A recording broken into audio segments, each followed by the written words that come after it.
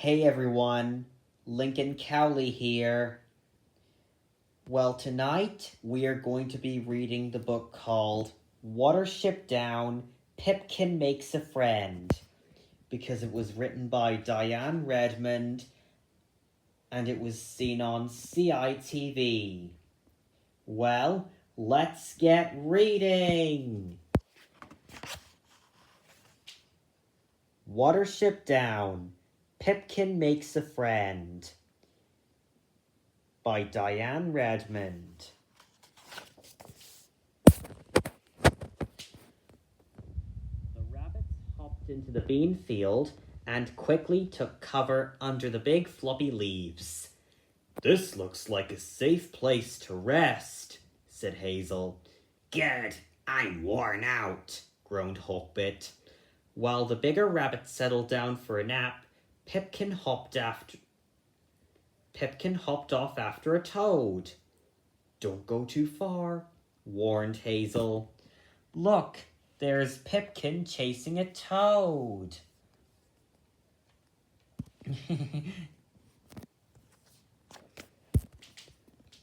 At the edge of the field, Pipkin saw a big gull sitting on a fence post. "Hello," he said. "Wah!" squawked the gull. "You give Kihar big fright." Pipkin giggled. "Where are you from?" he asked. "Big water, full of fish," said Kihar. "You know where is big water?" he asked hopefully. Pipkin shook his head. "No, we're lost too." "Hungry, want fish," wailed the gull, and flew away. Pipkin hopped back to his friends, who were getting ready to leave. There were dark clouds everywhere, and a cold wind was blowing. "We must go now, before the storm breaks," urged Hazel. Pipkin is meeting Kihar. I like that part. Very funny. They carried on until they came to a peat bog. "We can't cross that," said Dandelion. "Well, it's not safe to stop here," said Hazel. As the rabbits struggled across the bog, sharp thorns stuck to their fur. "I've had enough," said Hawkbit. "We've been looking for Fiver's high hills for days, and now this." "I don't think Fiver knows where we're going," said Dandelion. "We should go back to the old warren." The rabbits were crossing the bog. "Nobody is going anywhere," growled Bigwig, the biggest rabbit in the group. "Now hop to it!" They moved on, but Bigwig whispered to Hazel, "What if Fiver's wrong? We can't keep going on dreams." "Why not?" sighed Hazel. "They're all we have left."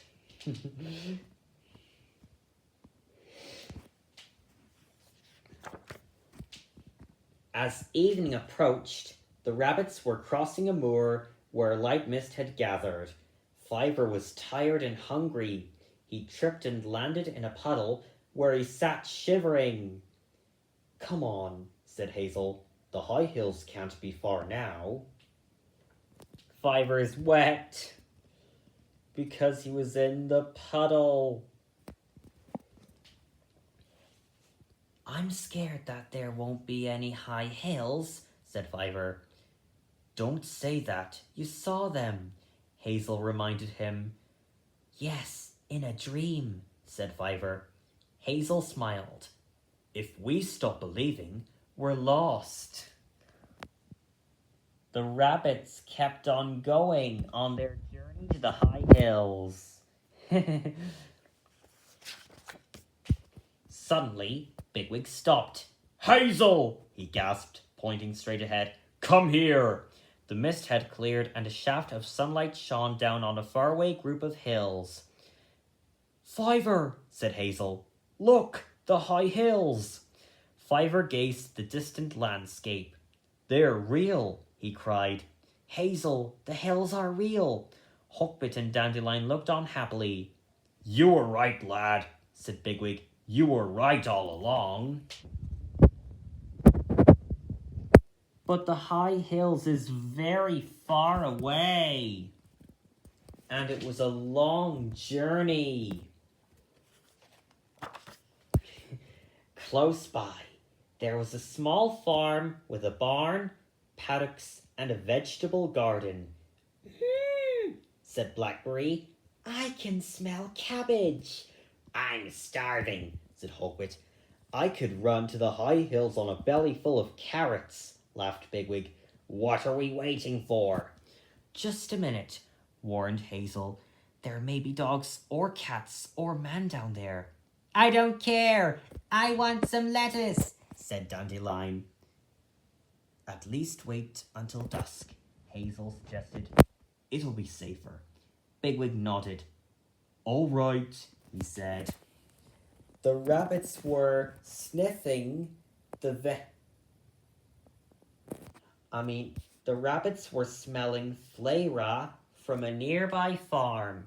That place is called Nuthanger Farm, we'll call this place. And look, there is a vegetable garden. Well, let's keep reading. Later, as the rabbits crept into the vegetable garden, a mouse scampered into the tractor shed. Kihar swooped down and landed beside the mouse.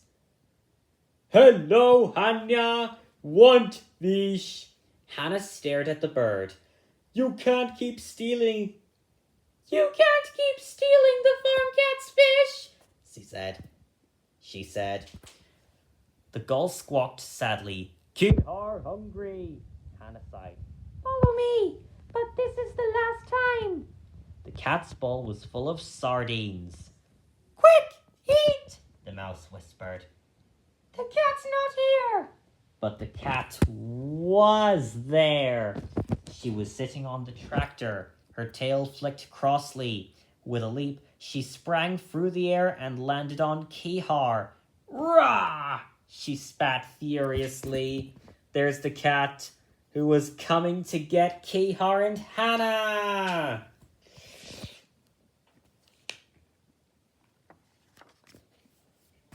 When the rabbits heard the cat, they ran out of the vegetable garden and bolted across the farmyard.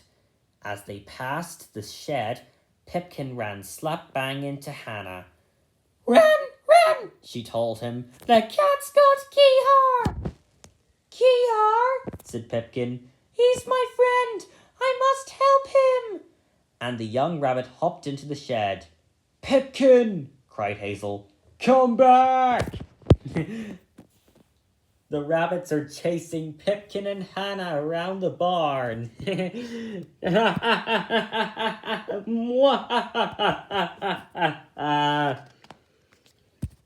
Inside the shed, Kihar was putting up a brave fight.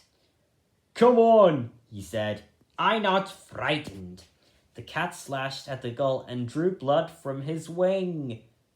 Caw! Kihar cried in pain. Silly cat. She was drawing blood on Kihar's wing. That's funny. Bigwig, Hazel, and Hawkwit, who were watching from the entrance of the shed, charged the cat.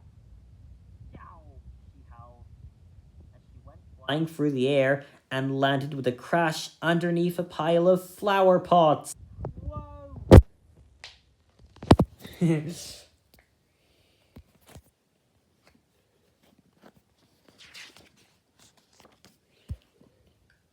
Are you badly hurt? Pipkin asked Kihar. Not bad, said Kihar. Maybe not fly so good for a while. Then come with us to the high hills, said Pipkin. You'll be safe there. Now hang on a minute, said Bigwig crossly. He's a friend, Pipkin begged. Please. Hazel looked at the wounded gull and the tired mouse. We're all newcomers here, he said. We need to help each other. He looked at his friends, who were all nodding. Slowly, Bigwig nodded his head too. All right, he said. Now let's get going.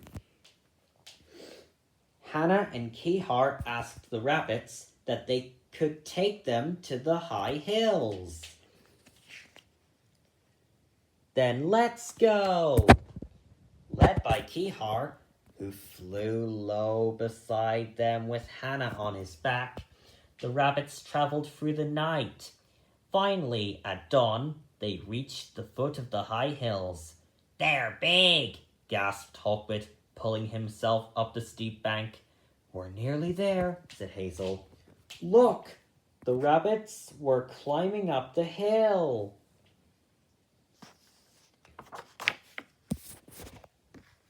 After a while, the rabbits reached the top of the hill, where a soft breeze cooled their hot faces.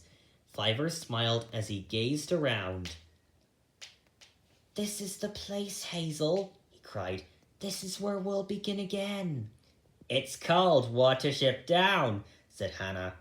"Watership Down," whispered Fiver. "Home."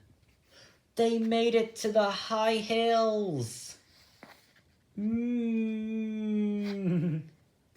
Mission completed. The end. That was a good story, you know. Oh, yes. Maybe we can sign off.